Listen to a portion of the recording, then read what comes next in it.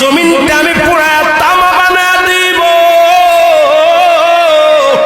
এই জমিনের মধ্যে যত পানি আছে পানিগুলো আমি আল্লাহ পুরা ছাই বানায় দিব।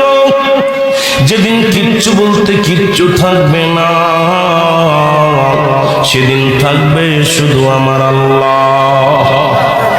আজকে কার জন্য সুদ খাও, কার জন্য ঘুষ খাও, কার জন্য ব্যভিচার করো, কার জন্য অন্যায় করো রে মন, কার জন্য তোমরা এত বাদই করো। আরে আজকে একটা কথা বলতে গেলে কষ্ট হয়। এই জমিনটা আল্লাহ পুরায়া তামা বানায়া দিবে। এই জমিনের মাটিগুলো পুড়ে হবে তামা। এই জমিনে যত পানি আছে পানিগুলো পুড়ে হবে ছাই।